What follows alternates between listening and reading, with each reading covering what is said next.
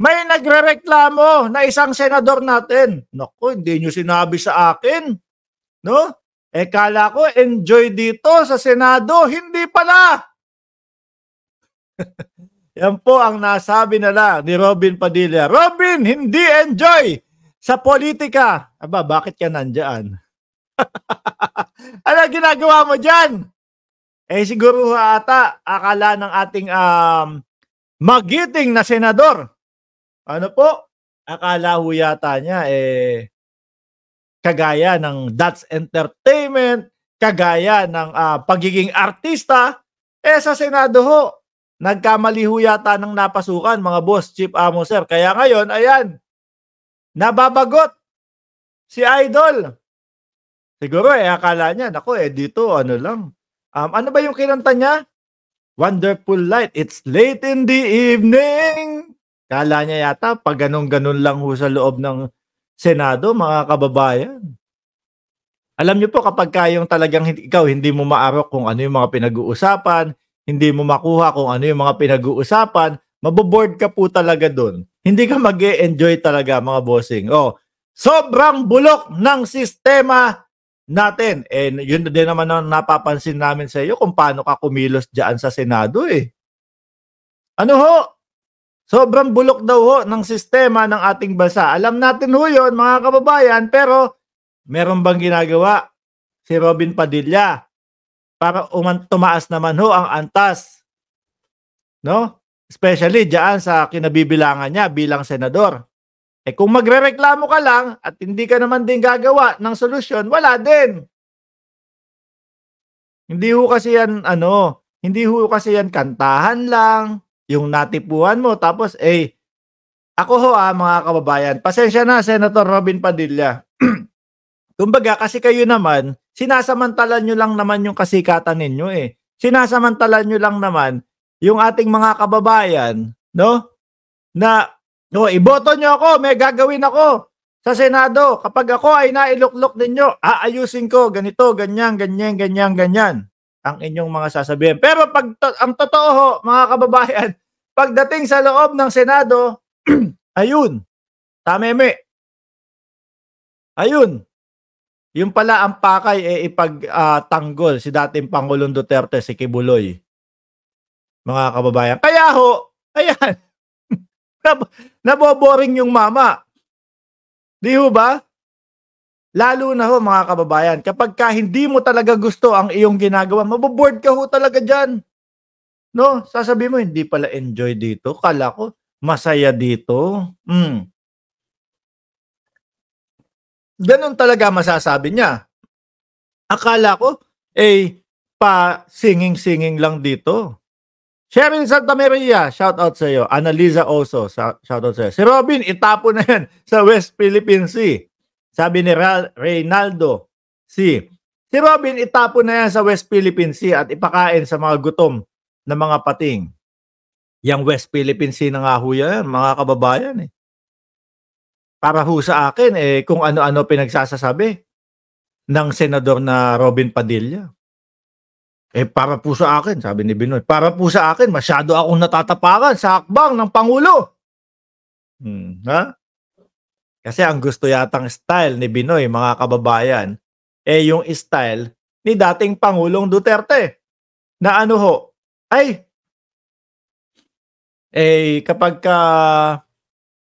sinabihan tayo ng China na tayo ay may mangyayaring masama sa atin, huwag na tayo umimik.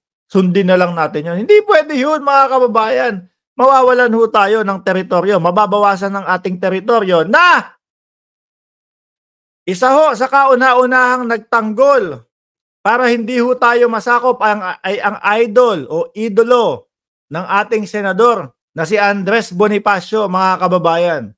Pero pagdating na ho sa henerasyon ni Robin Padilla, mga nako. Baka tayo ay mayari ng China kapag tayo malag sa kanila. Ganun lang ho yun. Sabalit si Andres Bonifacio, mga bossing ho, talagang ipinagtanggol tayo. Utang ho natin sa kanila. mga bossing, kung bakit ho tayo namumuhay ng malaya. Kasalanan pa yata natin kung bakit naboboard si Binoy, ano? Kung sobrang bulok ng politika o bulok ng sistema, kailangan may marinig naman kami sa inyo. Di ho ba? Yung sinasabi ni Binoy, sobrang bulok ng sistema ng politika ng Pilipinas. Kailangan may marinig kaming solusyon sa inyo. Eh kung wala naman, wala din. Sabi ni Rowie, pag hindi ka talaga mahilig sa politika, boring talaga. Tsaka yung wala ho sa puso mo, mga kababayan, tsaka yung pag hindi mo talaga alam kung ano ang ginagawa mo, talagang magiging boring sa iyo ang dating ng politika. Bilang isang politiko. Oh, sayang ano, nag-number 1 na ho. Akala natin madami tayong maririnig kay Robin Padilla. Yung pala puro kibuloy, kibuloy. Eh kaibigan ko ho yan. No? Ang kaibigan ay kaibigan. Ang helicopter ay helicopter. Ang airtime ay airtime sa SMNI. Yun na lang po ang huli nating mga narinig kay Robin Padilla. Tsaka yung ano, tsaka yung hearing na sinasabi niya ang gagawin niya daw ho sa Senado para dun sa laban doon sa mga kapulisan natin. Iimbestigahan niya doon. Kasi sobra-sobra daw po kasi yung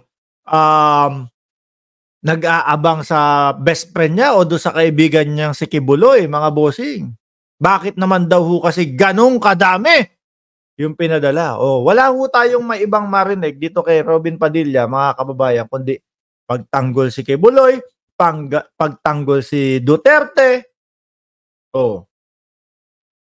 sa West Philippine Sea, sablay pa.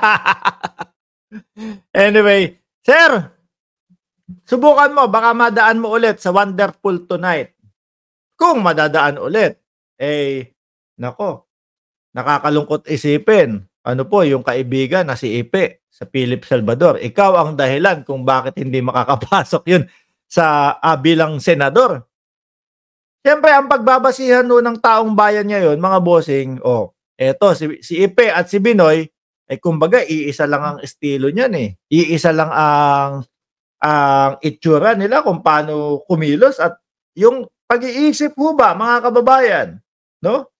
Sabi ng mamamayang Pilipino, kung sakali na iboto ko ulit etong si Philip Salvador na parang ala Robin Padilla, ano kaya ang gagawin nito sa Senado? Alam nyo na po, magpapakategi daw po yan para sa dating Pangulong Duterte. So, alam nyo na, pag salpak niyan sa Senado at nakalusot, kung makakalusot, mga bossing, pag salpak niyan sa Senado, ipagtatanggol ang dating Pangulong Duterte. Kumbaga, mararamdaman ho natin, mga kababayan, na hindi para sa mamamayang Pilipino. Kaya sila tumakbo bilang senador. Nako, mamumura tayo ni ni Ipe. Masasabihan ako nito, kayong mga basher, mategi na kayo.